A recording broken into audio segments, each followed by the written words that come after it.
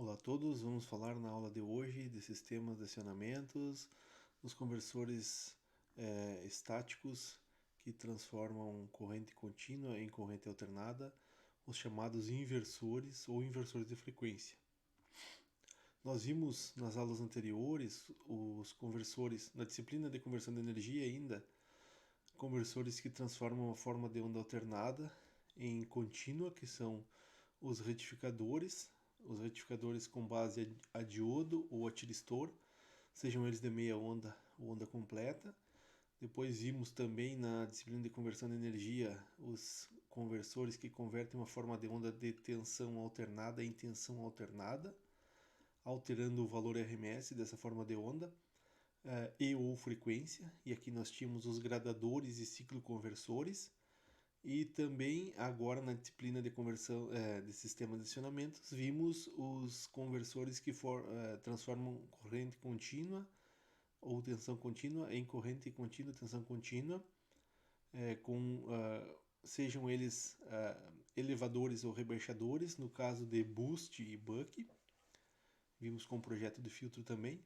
Faltando agora então a análise das principais características, principais topologias, simulações e exemplos de aplicações dos inversores de frequência, que são conversores que transformam uma forma de onda contínua em uma forma de onda alternada com frequência ajustável e tensão ajustável.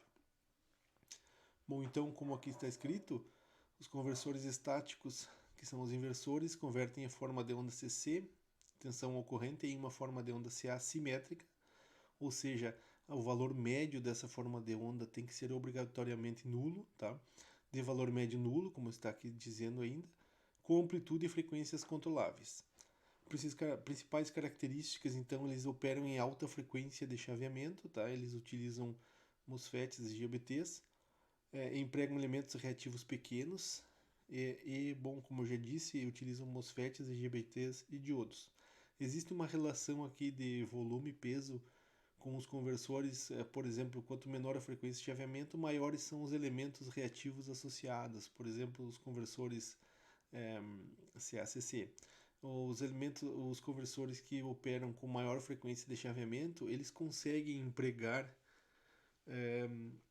os elementos reativos menores, sendo esses elementos reativos associados a filtros, porque a gente consegue operar em maior frequência, e se eu estiver operando numa maior frequência, eu consigo atenuar significativamente esses ruídos com um filtro mais leve, vamos dizer assim.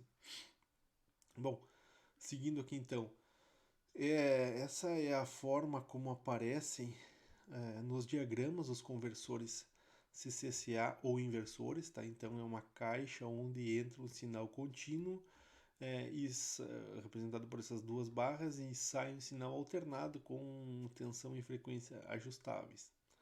Bom, alguns inversores eles fornecem uma forma de onda quadrada na saída, tá? Assim como está dizendo aqui nesse texto. Essa forma de onda pode ter o valor RMS, ou melhor, ajustado através da largura do pulso, tá? Pode ser um pulso mais largo ou mais estreito, assim como eu destaquei aqui nessa figura. Então aqui eu teria uma forma de onda com uma frequência específica, uma frequência F e um valor médio, um valor RMS V. Aqui eu teria uma frequência F1 e um valor RMS F1, e aqui eu teria uma frequência F2 com um valor RMS V2. Observem que o pulso aqui, o valor correspondente ao valor RMS é a largura do pulso, tá? Em relação à forma de onda, e a frequência está associada ao período então de duração de cada uma dessas formas de onda. Então eu consigo ajustar todas essas variáveis. Bom, existem alguns inversores onde a saída apresenta uma forma de onda não senoidal. Então, no pior caso, vocês vão enxergar com um osciloscópio a saída de um inversor desse tipo aqui, uma onda quadrada pura. É muito comum esses inversores que eu estou falando, nesses inversores de baixo custo, tá? Para acionamento de cargas retificadoras, entre outras, tá? Só que ele apresenta um elevado conteúdo harmônico devido a essa forma de onda quadrada, se vocês ligarem um motor de indução, por exemplo, ele até vai funcionar, só que ele vai apresentar muitas perdas no cobre, perdas no ferro também, e elevado aquecimento em função desses componentes harmônicos. Bom, esses componentes harmônicos, seja qual tipo a forma de funcionamento, tá? A forma de onda PWM, ela sempre vai ter essa característica de onda quadrada, mas não necessariamente onda quadrada pura como aqui está. Eu posso reduzir esses harmônicos através de uma adequada técnica de filtragem. E os inversores então têm sido usados em diversas aplicações, entre elas acionamento de motores de indução, fontes ininterruptas, ou seja, UPS, fontes ininterruptas de energias, entre outras. Bom, nós vamos ver nessa parte do conteúdo então a técnica de modulação utilizada para as chaves dos conversores, alguns tipos de conversores, tá? Entre eles o half bridge e full bridge, hoje iniciando com o half bridge. E também avaliaremos técnicas de filtragem para essas topologias, ou seja, para redução de harmônicos e termos uma forma de onda senoidal livre de ruído na saída, ou com menor efeito do ruído na saída, ou com menor índice de ruído na saída. Inicialmente eu vou falar sobre o modulador, tá? Desses conversores, tá? Vimos lá nos conversores CCCC, onde ajustávamos a razão cíclica através de a razão cíclica e a frequência através de um comando no PSIM, tá? Aqui nós vamos ter que construir esse elemento para gerar essa razão cíclica, porque dependendo da forma de onda desejada na saída, essa razão cíclica é variável. No caso de conversores CCCC, a razão cíclica era fixa. No caso do conversor CCCA, a razão cíclica é a variável, tendo em vista que a senoidal ela apresenta uma variação no tempo, tá? Ela não é um valor constante no tempo. Então a modulação PWM, tá? Diferentemente do que eu já falei agora com vocês, que são os conversores mais comuns, vamos dizer assim, no mercado, tá? Esses conversores, eles não apresentam uma forma de onda quadrada pura, tá? Normalmente eu tenho formas quadradas, tá? Mas eu tenho uma modulação PWM. Então aqui eu tenho o PWM do semiciclo positivo e aqui eu tenho o PWM do semiciclo negativo. Não é uma forma de onda quadrada pura, assim como eu mostrei no caso anterior, onde nós temos um conversor de baixo custo, tá? Aqui nós temos então esses semiciclos de PWM, onde em cada período aqui, ó, do PWM, tá? A cada intervalo desses eu tenho um período, tá? E a cada período eu tenho um valor médio. Então o que acontece? Nesse período aqui o valor médio é baixo, tá? Se eu calcular o valor médio é baixo. No próximo instante, no próximo período aqui, eu tenho um valor médio um pouquinho maior. Depois um valor médio um pouquinho maior. Porque a largura do pulso alto aqui vai aumentando, tá? Então eu vou tendo valores médios aumentando no tempo. E assim eu vou conseguindo a cada período ou a cada novo valor médio incrementando meu sinal, tá? E a minha carga vai enxergar o valor médio dessa forma de onda. E aí eu vou conseguir, fazendo isto, eu vou conseguir desenhar uma senoide, tá? A cada período do PWM que eu ajustar esse valor médio, eu vou desenhar uma senoide, tá? Com seu semiciclo positivo e negativo, e eu faço isso através do meu modulador PWM, tá? Então, nós já falamos sobre modulação PWM, tá? Então, eu estou recapitulando. No caso do conversor conversor CCA, eu vou ter três formas de onda, tá? No meu modulador. Então, eu vou ter a minha referência, que aqui está em vermelho, tá? Então, a vermelha aqui é a minha referência, ou o valor desejado na saída, tá? A referência. O outro vai ser sempre uma triangular de alta frequência. Então, eu vou pegar e vou comparar o meu valor de referência, que eu quero que o meu conversor resulte na saída, com uma triangular de alta frequência, que eu vou chamar de portadora, tá? Então, portadora vai ser a triangular de alta frequência. Tá? E a saída do meu modulador vai ser um sinal que vai alternar entre nível alto e nível baixo, tá? Da forma como eu irei explicar. Então, toda vez que o meu sinal desejado for maior do que a portadora, ou seja, nesse intervalo aqui, ó, onde o vermelho é maior que o verde, eu tenho nível alto, tá? Quando o verde for maior que o vermelho, eu tenho nível baixo, e assim por diante. Quando o meu sinal desejado for maior do que o sinal da portadora, eu tenho nível alto. E quando o sinal desejado for menor, aqui eu tenho um ponto apenas com essa capacidade de zoom que nós temos, tá? Quando for menor é nível baixo. Aqui durante todo esse período que eu vou destacar em vermelho, não, porque já é vermelho e laranja, tá? Que nesse período laranja aqui, ó, todo esse período aqui, a minha referência ou o sinal desejado é maior do que a portadora. Então o sinal de saída é pulso alto, tá? Aqui eu vou destacar agora, nesse momento aqui, ó, durante todo esse período aqui, ó, essa parcela de tempo aqui, tá?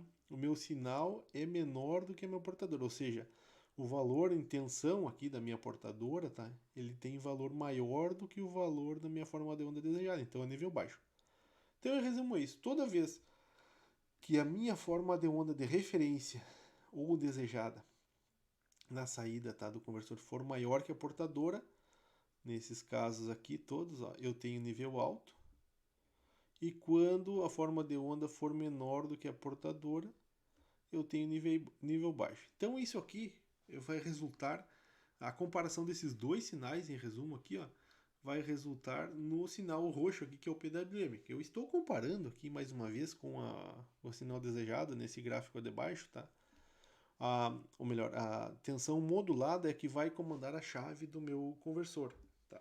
Se vocês observarem, é possível enxergar a forma de onda senoidal sendo replicada nos pulsos associados à modulada, tá? Então, toda vez que eu tenho semiciclo positivo, a forma de onda modulada tem o pulso largo na parte superior, tá? E estreito na parte inferior. Toda vez que eu tenho semiciclo negativo, a portadora ou a modulada, então a roxa, tem um pulso largo na parte inferior e estreito na parte superior. E assim por diante, tá?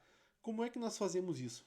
Dependendo da forma ou do ferramental que se tem para realizar isso, tá? Se utiliza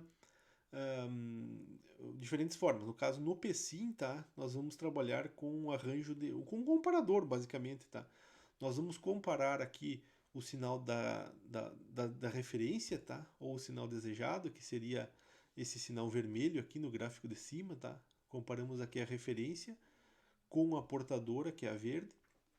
Então aqui nós definimos a forma de onda desejada, pode ser uma forma de onda contínua ou alternada, tanto faz. E a portadora sim tem que ser uma triangular de alta frequência. Fazendo assim, utilizando então um amplificador operacional na forma de comparador, nós vamos obter na saída desse amplificador aqui, ó, a tensão modulada. A tensão modulada é a tensão roxa que vai para o comando das chaves, tá? Então, destacando aqui para vocês, se for um sinal, um conversor CCCC, um buck e um boost, nós vamos gerar então a razão cíclica, tá? A saída desse sinal aqui, ó, vai representar a razão cíclica para nós. É uma outra forma de gerar a razão cíclica, tá? Então, nesse caso, o sinal de referência, a referência então seria contínua. Nos conversores CCCA, que são os inversores, tá? Essa forma de onda de referência é uma senoidal, tá? Que pode ser com frequência de 60 Hz, pode ser uma frequência intermediária, pode ser, na verdade, qualquer frequência e qualquer nível de tensão, desde que sejam obedecidos os limites de operação do inversor de frequência. Bom, algumas características, então, de acordo com a portadora, eu tenho a frequência, o TS, então, que seria a frequência de chaveamento, tá? Que é o período da forma de onda, tá? Esse aqui seria o TS. Associado ao TS eu tenho o FS, que é igual a 1 sobre TS. Tá? Então a frequência de chaveamento é um limitador ou um limitante, tá? Imposto pela chave ou pelo semicondutor. Então, dependendo da tecnologia do semicondutor, eu vou poder operar em uma frequência maior de chaveamento E isso, claro, implica em redução de elementos reativos, ou seja, eu vou conseguir filtrar esse sinal com uma frequência de corte maior e assim eu reduzo o tamanho do indutor do capacitor, tá? Então isso seria um benefício, entre outros, tá? Mas aí eu tenho que ter tecnologia associada à velocidade de chaveamento, tá? A tempo morto, que nós falaremos mais adiante também, e a perdas de comutação da chave, tá? Então existem chaves que permitem essa operação em alta frequência, tá? Na casa dos 100 kHz, mas a maioria das chaves, aí, devido ao custo principalmente, tá? Ela não permite, e também a capacidade de condução, de tensão, de bloqueio e corrente de condução, elas ficam mais na casa dos 20 kHz, tá? Nessa faixa. É, é, Operando com um desempenho satisfatório. Ou seja, com uma reduzida efeito de perdas de comutação, é, e na casa principalmente aplicada à operação de máquinas.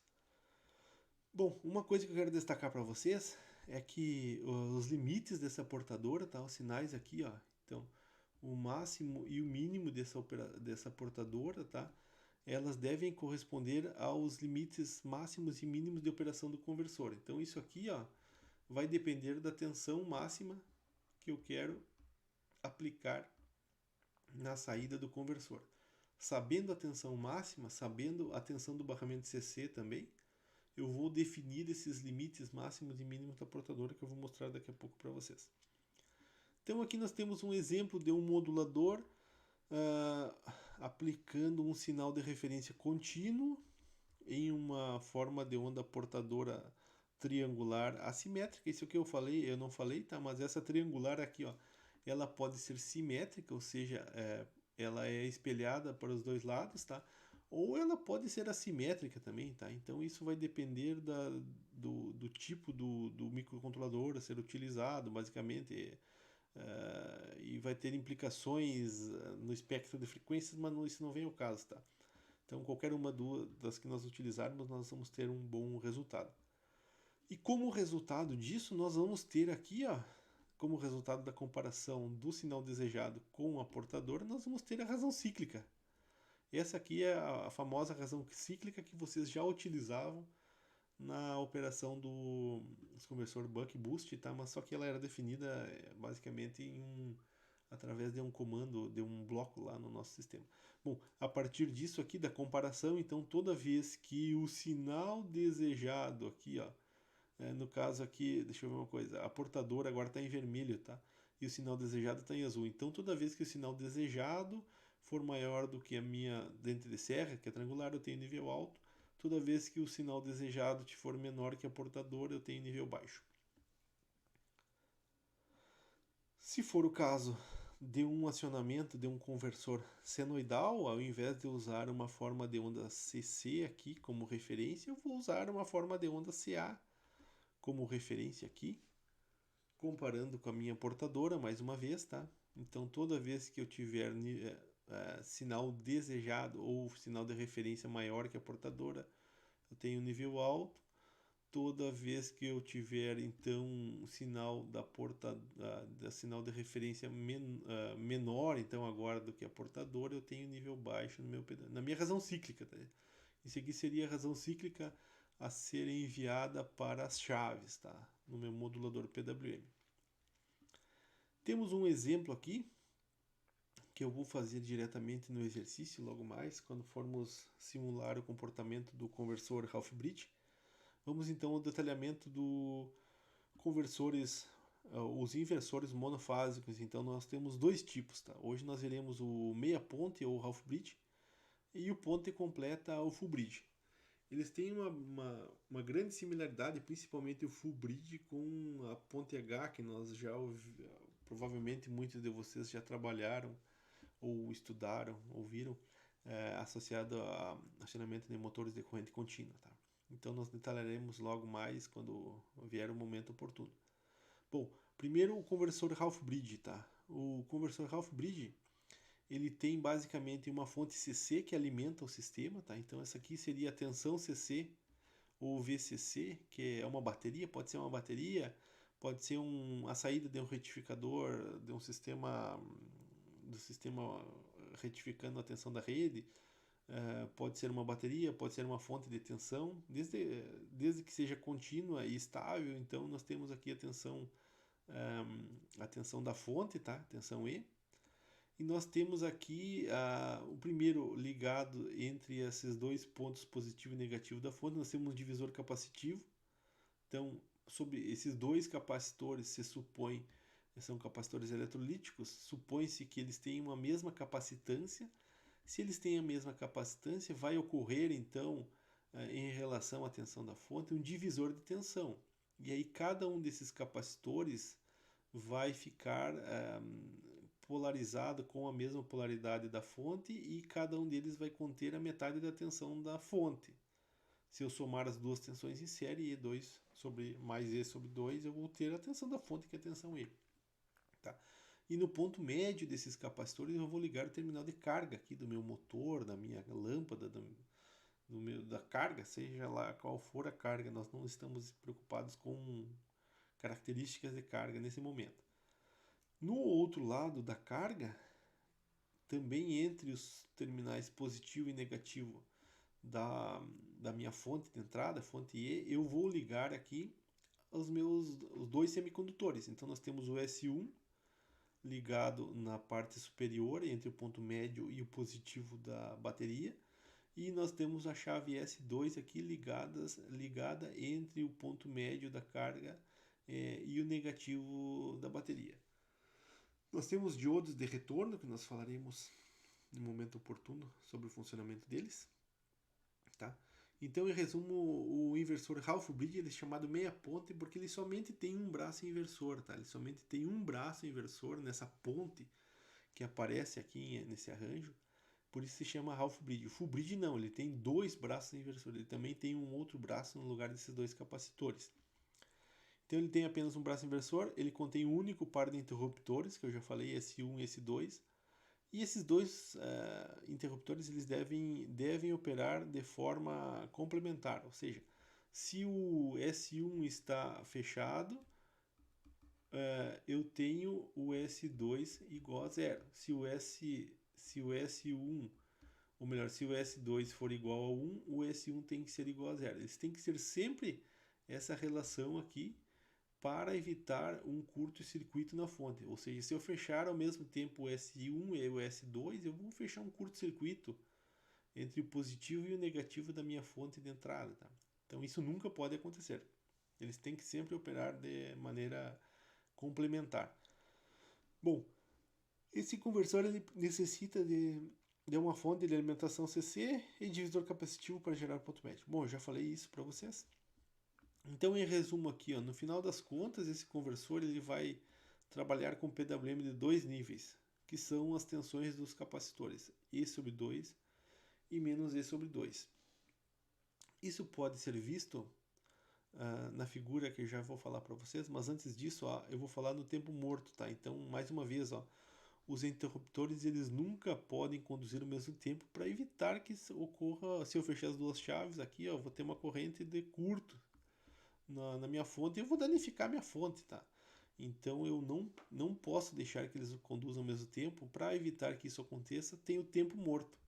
Então toda vez que a chave S1 estiver em nível alto, tá? Nível alto quer dizer que a chave S1 está fechada.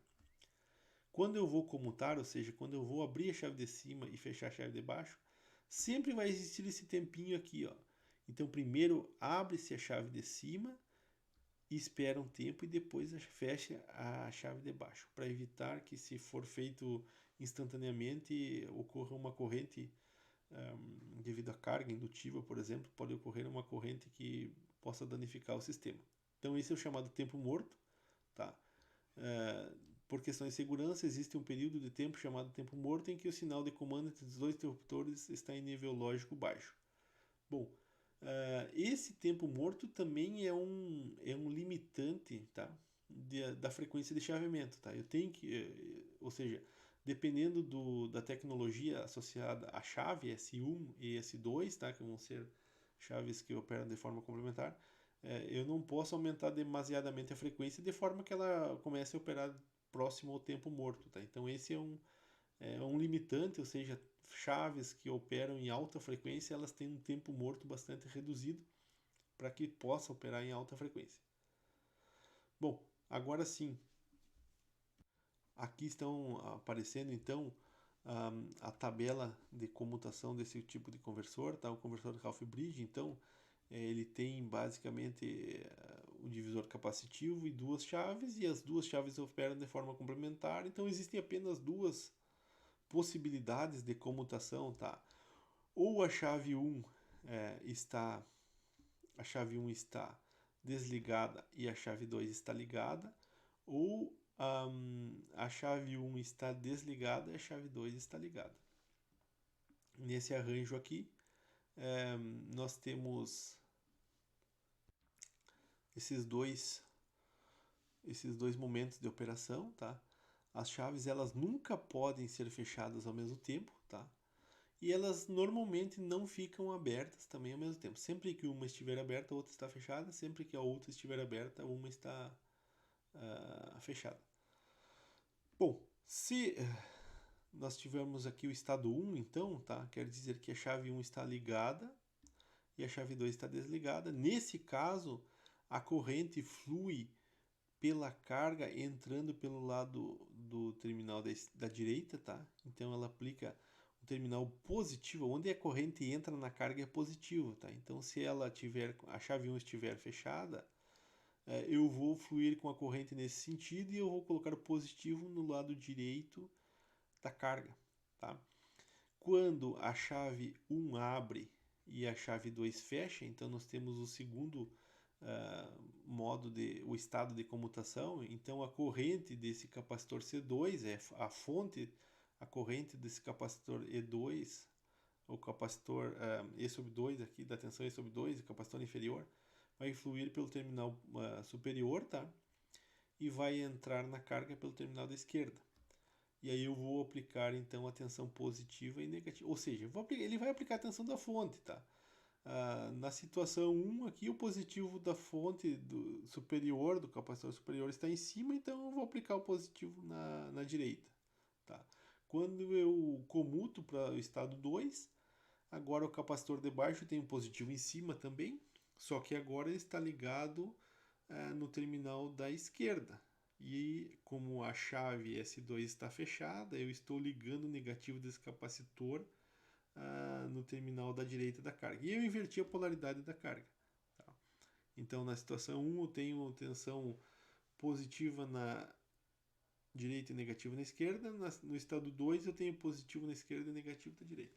Comutando essas chaves, dependendo do tempo com que elas ficam fechadas, mais positiva e menos negativa, eu consigo alterar o valor RMS e a frequência dessa forma de onda. Tá?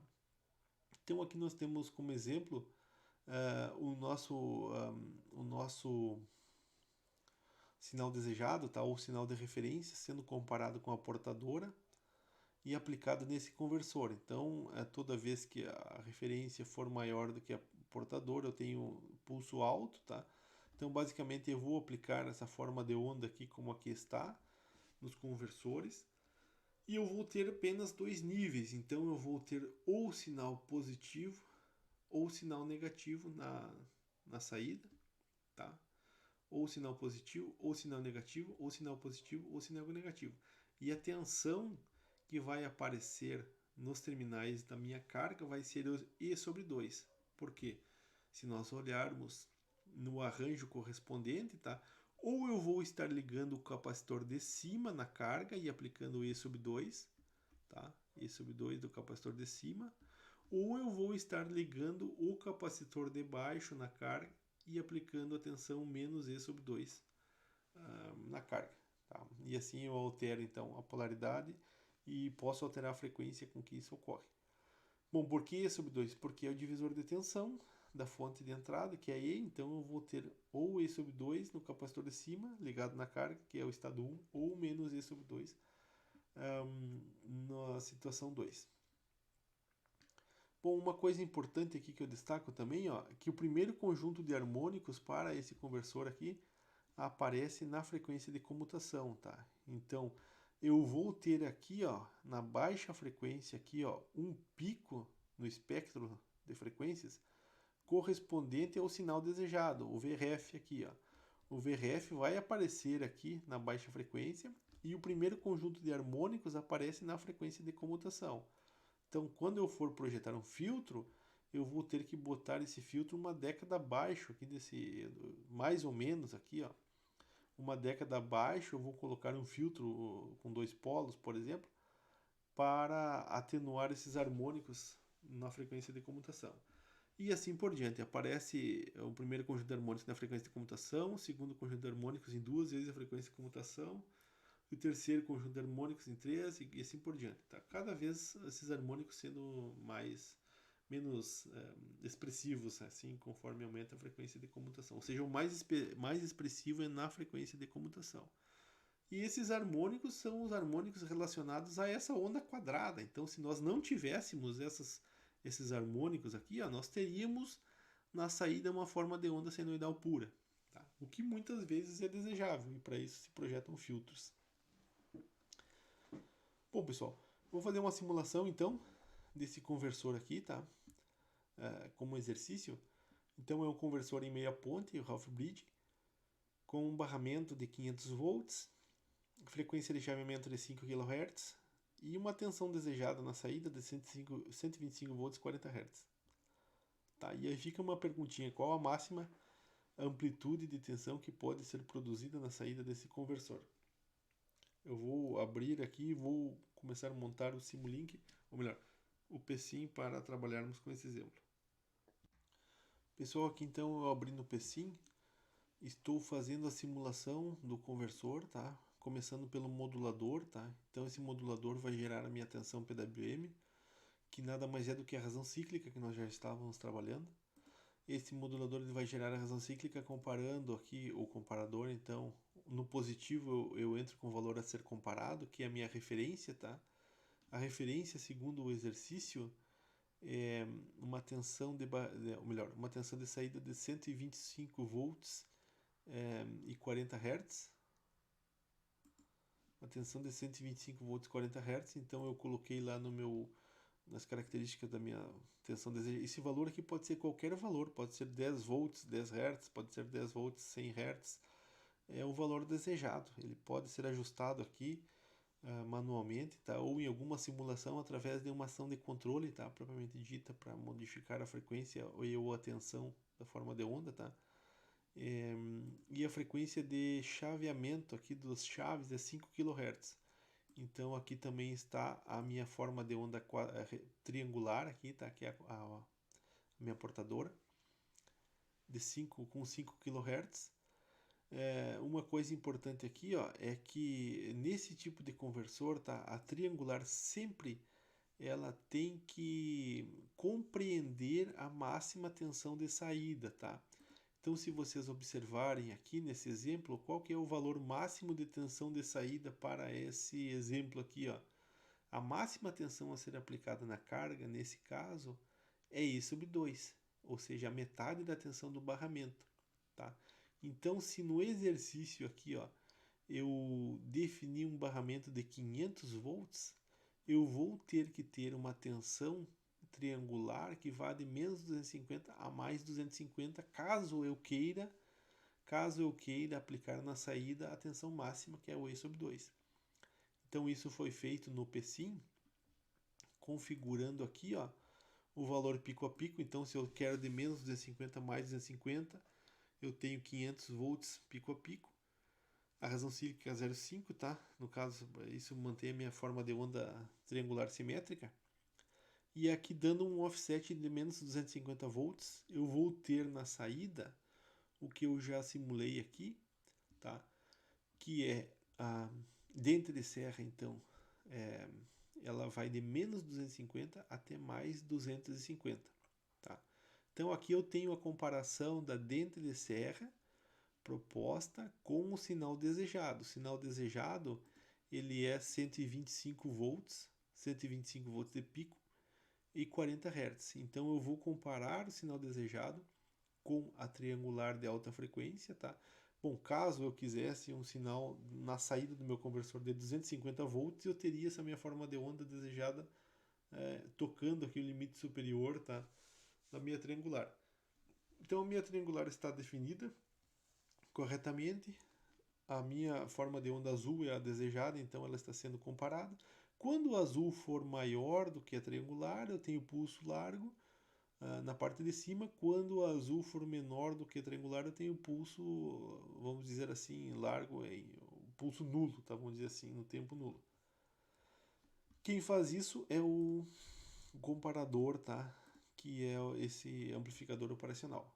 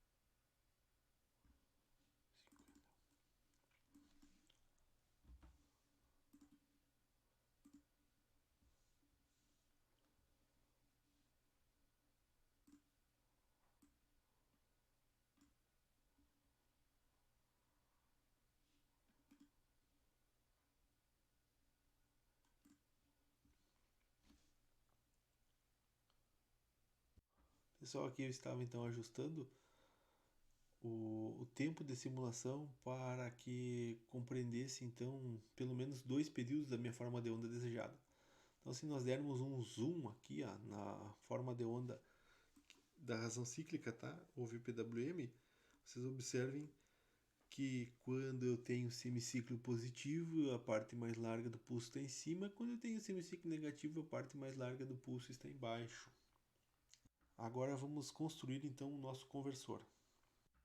Bom, pessoal, finalizando então esse exemplo, aqui eu construí o circuito do nosso conversor half-bridge. Observem aqui, pessoal, ó, eu tenho a fonte, 2 capacitores, tá? A carga e o par de chaves. Então, como vocês podem ver no desenho, no diagrama, a fonte de 500 volts, 2 capacitores de elevada capacitância aqui para para uma melhor visualização das figuras aqui, tá? Das curvas, tá? Mas isso aqui não foi especificado no exercício, tá? Coloquei um capacitor de 1000 microfarad e 250 volts de tensão inicial para evitar o transitório da partida do Simulink, do PSIM. A resistência de carga eu coloquei um resistor de 500 ohms, não foi especificado no exercício também. E as duas chaves semicondutoras, então, sendo colocadas e moduladas a partir da razão cíclica calculada pelo modulador PWM. Uma observação importante aqui é o seguinte, ó, essa razão cíclica aqui, que é 1, 0, 1, 0, que é a primeira curva superior no gráfico superior, tá? Essa VPWM é a saída do comparador, que vai ser 1 quando for a referência maior que a dente de serra, vai ser, se nós dermos um zoom aqui, nós vamos enxergar, ó, quando a referência, que é o azul, for menor que a dente de serra, tem 0. Referência maior do que a dente de serra, eu tenho 1. Então essa é a minha tensão PWM e vai modular as chaves. Essa tensão PWM, ela tem que ser aplicada nas duas chaves de forma complementar. Então por isso que eu boto essa porta NOT, porta inversora, na chave de baixo, tá? Então a chave de cima vai ser atuada com a lógica da razão cíclica correspondente e a chave de baixo vai ser atuada com a lógica invertida ou a lógica barrada da chave de cima. Não precisamos nos preocupar com zona morta aqui em simulação, tá? Então não existe essa preocupação.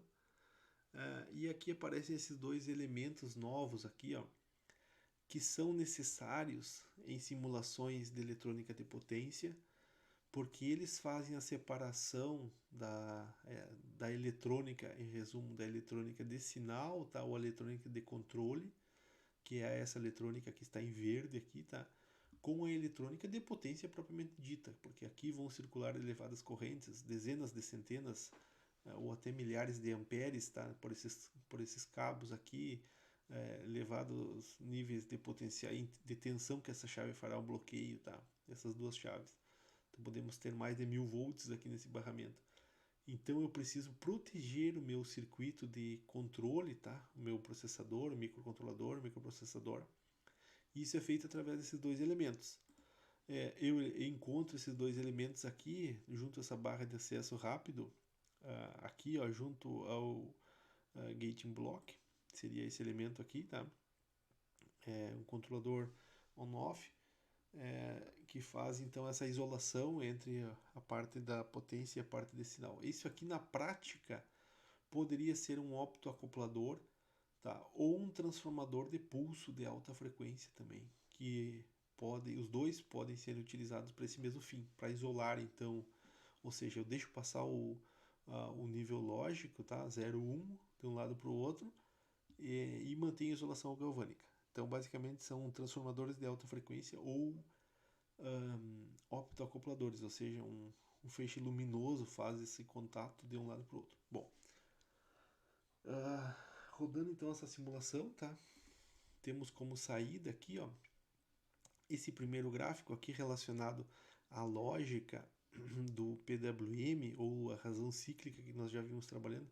Eu vou inclusive removê-lo para que nós tenhamos mais espaço para a visualização dos gráficos correspondentes. Só um minuto aqui, pessoal.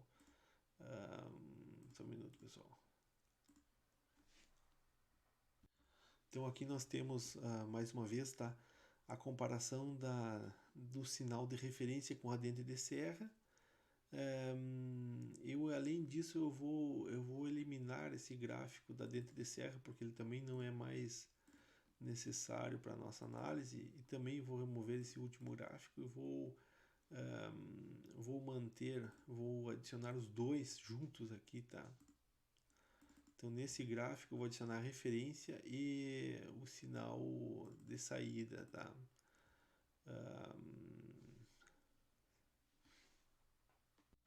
Acho que assim ficou melhor então, pessoal. Então nesse gráfico aqui aparece o sinal desejado, que é o sinal de referência, que é o sinal que vai estar na memória do meu microcontrolador a partir de um sinal de entrada, de um potenciômetro, de uma comunicação, tá? Vai ser aplicado no meu microcontrolador, tá? E esse sinal vai ser processado, convertido em sinal de comando das chaves e vai ser aplicado no circuito de potência. E a minha medida do sinal na carga, ela aparece nesse medidor Vout, que seria o medidor de tensão na carga. Então, na carga eu tenho o Vout, que é essa forma de onda PWM, tá? Então, vocês observem que olhando aqui, ó, não dá para distinguir muito claramente, tá?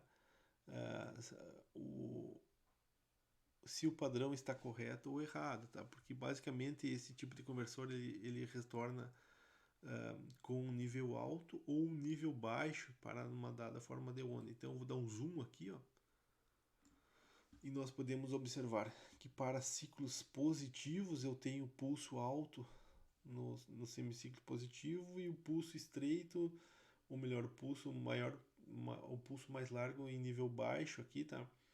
No semiciclo negativo. Então existe uma coerência entre essa forma de onda aqui, ó. Vamos extrapolar um pouco isso, tá? Vamos definir uma referência, tá? Se eu tenho um barramento de 500 volts, eu posso gerar uma forma de onda de até 250, então eu vou colocar aqui em 40 Hz também, 240 volts, tá? Para nós observarmos qual que vai ser o comportamento da saída, tá? Então vocês observem que agora a minha referência, tá? Ela está muito próxima do limite de operação do conversor, tá? Que é para 250 volts. E aqui dá para enxergar um pouquinho melhor essa situação aí do PWM de saída, tá?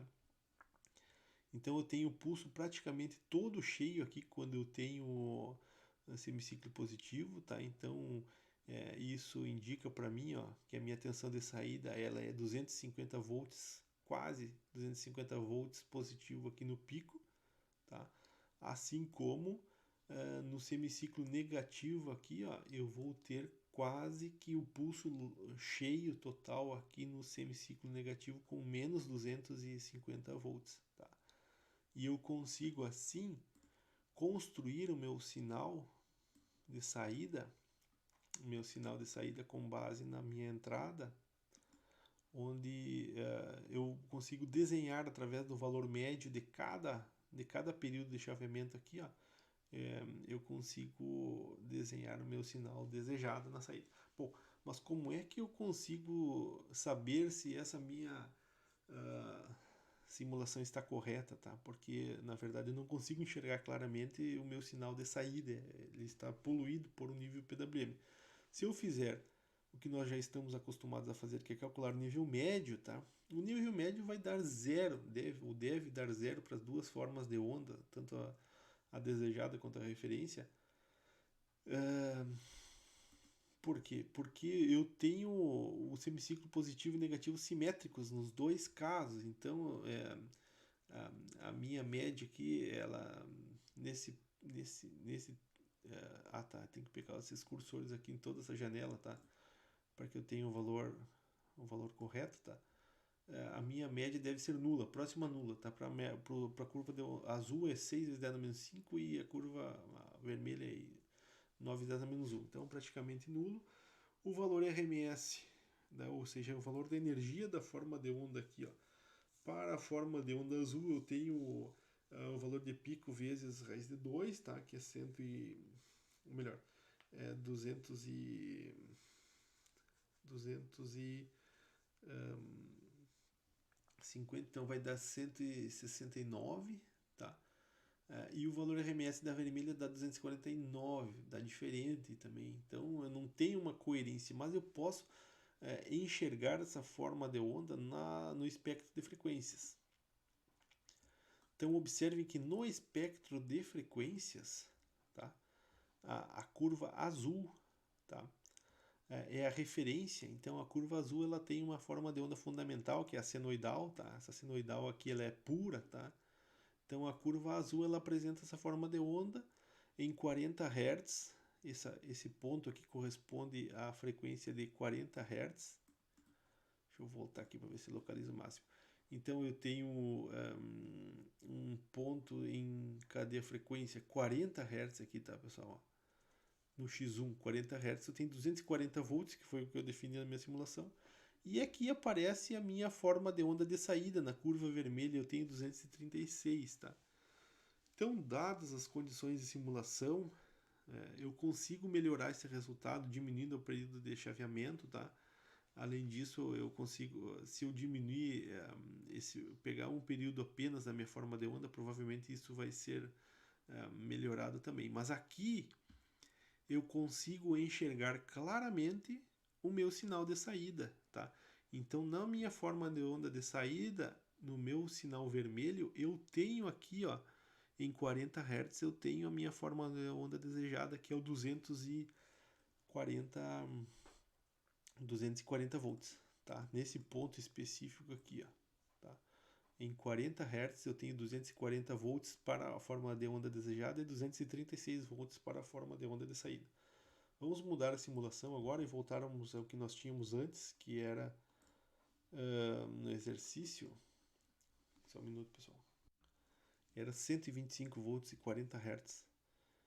Então eu vou lá na minha simulação e mudo para 125 volts. 40 Hz, rodo a simulação e eu vou conseguir enxergar então o meu sinal de saída no sinal vermelho, que é o sinal de saída, através do espectro de frequências. Então vocês conseguem observar aqui que existe uma pequena diferença aqui, ó, em relação ao período de chaveamento, entre outras coisas que a gente pode estar trabalhando em momento oportuno, tá? Mas eu queria destacar que na frequência de 40 Hz, então aparecem a minha frequência, ou melhor, o meu sinal desejado aqui está um pouquinho maior que o sinal, ou melhor, o sinal de saída está um pouquinho maior que o sinal desejado, está com 128, onde deveria ser 125. E uma coisa importante a ser destacada aqui também, que o primeiro conjunto significativo de harmônicos na forma de onda azul, que é a forma, na forma de onda vermelha, que é a forma de onda do sinal de saída, aparece na frequência de 5 kHz, ou seja, a frequência de chaveamento. Então, esse sinal aqui, ó, vai ser o sinal que eu devo me preocupar quando eu for fazer a filtragem dessa forma de onda, tá? Quando eu quiser limpar essa forma de onda vermelha aqui, de forma que aqui apareça apenas o meu sinal desejado, tá? Quando eu quiser mostrar aqui na saída do meu conversor uma forma de onda limpa, tá? De acordo com o valor desejado, eu preciso projetar um filtro, tá? E a frequência, que é ou melhor, o conjunto de harmônicas a partir do qual eu tenho que eliminar vai ser esse conjunto aqui na frequência de 5 kHz. Tá? Então eu vou projetar um filtro uma década abaixo em 500 Hz para reduzir esse comportamento harmônico. Bom, por que o valor RMS aqui dessa forma de onda dá um pouco maior do que o valor da forma de onda em azul, tá? Porque na verdade o valor RMS da forma de onda ele contempla a energia de todos os componentes harmônicos. Então vai desde aqui nós temos o valor RMS de 250 volts, tá? Então vai desde a energia contida na fundamental mais a energia desses harmônicos, mais energia desses harmônicos e todos esses harmônicos.